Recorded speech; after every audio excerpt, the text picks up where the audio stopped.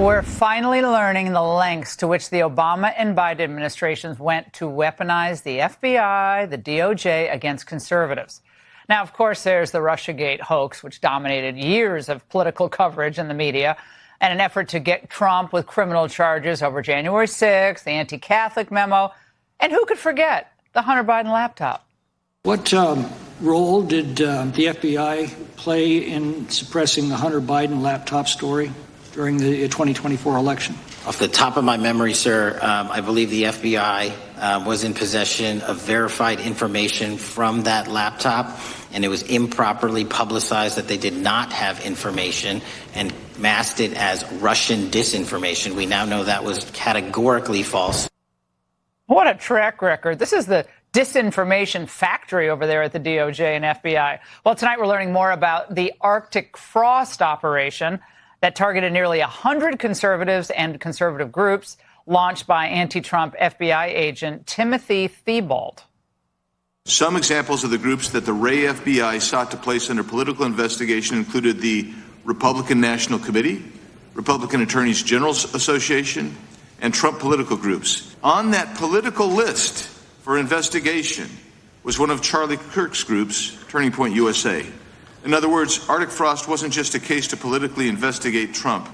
It was the vehicle by which partisan FBI agents and DOJ prosecutors could achieve their partisan ends and improperly investigate the entire Republican political apparatus. Here to discuss this new FBI bombshell, Missouri Senator Eric Schmitt. Senator, you were a state attorney general, now a sitting U.S. senator. This appears to be a massive operation. Do we know what the agency's official rationale was for having launched Arctic Frost?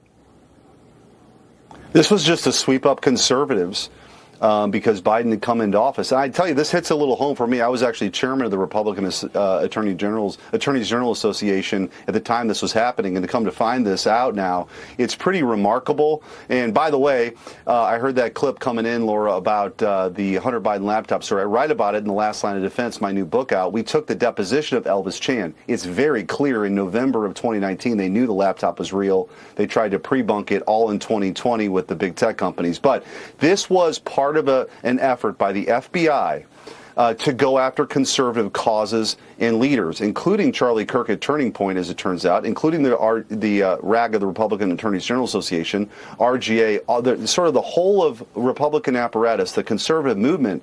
They had law enforcement out there snooping and trying to ensnare people into criminal charges. And then what we found out in the Judiciary Committee, Laura, with this Arctic Frost operation, this was folded into Jack Smith's criminal investigation, then, of course, into President Trump and trying to jail their chief political opponent. We've never seen anything like this in the history of our country. I don't care, you want to talk about Watergate, whatever you want to talk about. We've never seen anything like this. They were all in on going after their political opponents and throwing them in jail. It's chilling.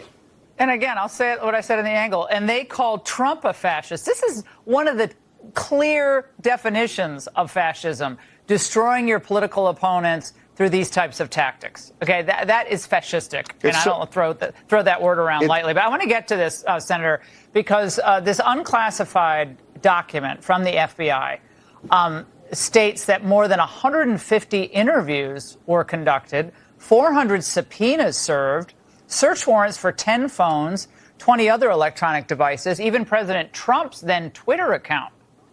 So they were busy at work with this little intimidation ensnarement campaign, all directed toward conservatives. Stunning.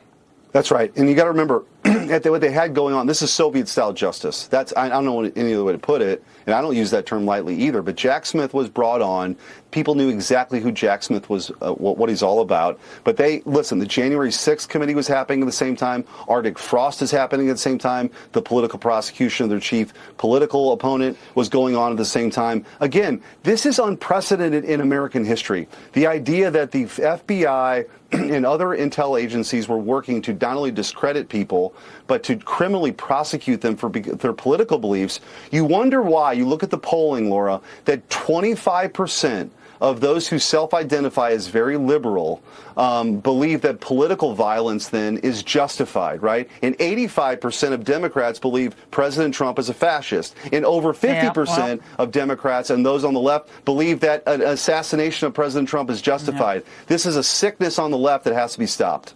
Senator, thank you very much. Congrats on the book. And coming up, Kimmel's late night run over as the president makes history in the UK. Amazing video today, seen and unseen with